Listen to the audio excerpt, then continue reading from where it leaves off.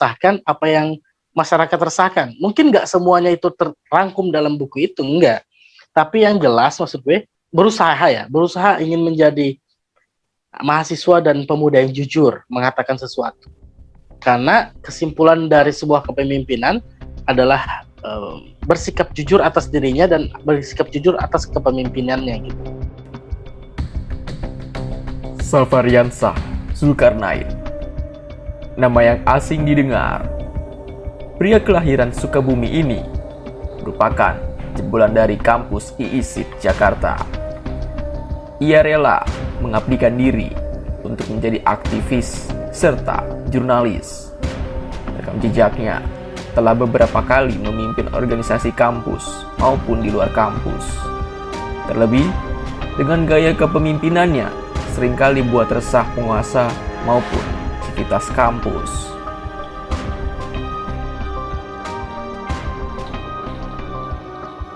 Dari Mas Safa sendiri itu bergerak di aktivisme ini tuh dari kapan sih? Kalau boleh tahu. Saya lahir di Sukabumi dan SMA di Sukabumi. Jalan perjuangannya pun, isu-isunya pun memang secara lokal saja gitu.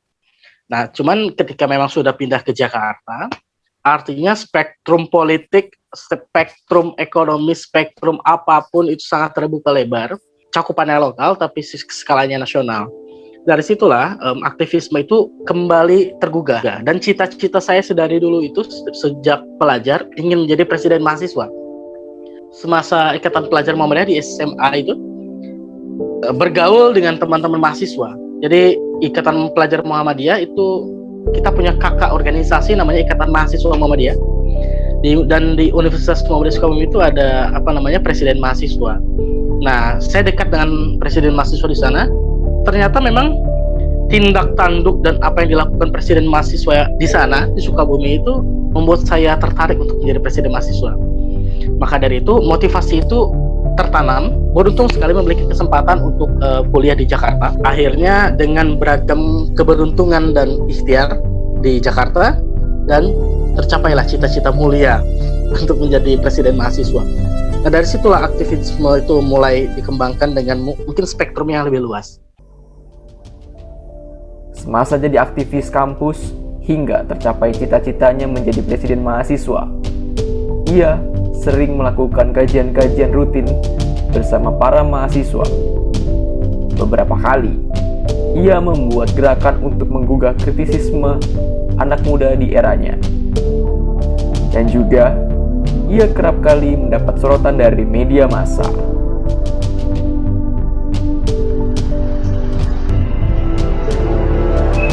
Assalamualaikum warahmatullahi wabarakatuh. Salam mahasiswa. Saya Salvariansah Zulkarnain, Presiden Mahasiswa IISIP Jakarta, mengajak dan mengundang seluruh elemen mahasiswa untuk turun ke jalan pada hari Kamis 20 Oktober 2016 pukul 3 sore untuk sama-sama mengevaluasi secara besar-besaran kinerja 2 tahun Jokowi JK. Basahi alma matermu dengan keringat perjuangan, didiklah masyarakat dengan organisasi, dan didiklah penguasa dengan perlawanan. Mas Safa ini kan pernah sampai pada akhirnya menjadi presiden BEM di kampus dan menjadi ketua umum HMI cabang Jakarta Selatan. Lalu apa misi dari Anda untuk masuk ke dunia politik? Padahal dari background sekolah jurnalistik dan lebih milih terjun ke dunia politik. Nah, awal-awal memang cita-cita itu saya bawa dari Sukabumi sampai ke Jakarta. Ketertarikan dalam dunia jurnalisme itu banyak tokoh-tokoh yang membuat saya terinfluence untuk menjadi seorang wartawan. Dan itu pun saya jalani sebetulnya. Di semester kedua kuliah di IISIP Jakarta itu saya langsung menjadi wartawan sebetulnya. Di 2013 saya angkatan 2012 di jurnalistik IISIP dan 2013 itu saya sudah jadi wartawan. Waktu itu wartawan hukum kriminal di salah satu media yang relatif baru merintis, dan dari situ berlanjut sekitar 2-3 tahun. Nah, setelah itu saya lulus kuliah S1, lalu saya bekerja di pinterpolitik.com. Justru ini akan menjadi titik balik pergerakan yang mungkin relatif melompat dari jurnalistik ke politik. Nah, dari situlah sebetulnya saya menyadari bahwa banyak hal yang saya lakukan di dalam dunia jurnalistik itu hanya memuaskan naluri keingintahuan masyarakat, akan tetapi tidak mencerdaskan masyarakat. Dan sebetulnya kenapa masuk ke dunia politik dan dalam tanda kutip meninggalkan dunia kejurnalistikan, tidak juga sebetulnya. Di sisi lain untuk menebus dosa. Semenjak semasa jadi wartawan, makanya saya menulis buku. Menulis buku itu kita tidak didikte oleh siapapun dan kita bisa mempersembahkan apa yang kita pikir untuk sebaik-baiknya untuk masyarakat, baik itu untuk perubahan kebijakan publik ataupun berkaitan dengan mengkritisi kekuasaan, sehingga kekuasaan itu tidak sewenang-wenang dalam melakukan ataupun mengeluarkan kebijakan untuk kepentingan publik. Menarik. Ngomongin soal buku yang terakhir, Memuji Jokowi, ramai soal Lips of Service dari BEM UI, terus juga ramai juga soal seruan revolusi. Bagaimana tanggapan Anda? Nah, itu kan relevan tuh sama buku Anda. Jadi buku ini lahir hanya 2 minggu, jadi 2 minggu dibuat, diproduksi, lalu diterbitkan. BEM itu sendiri ya saya pikir ataupun saya rasa mungkin terlalu cengeng menanggapi respon-respon terkait dengan kekuasaan. Itu seorang yang fokus kepada dunia kritisisme itu harus tangguh gitu. Dia harus tampil dan pasang badan apapun resikonya.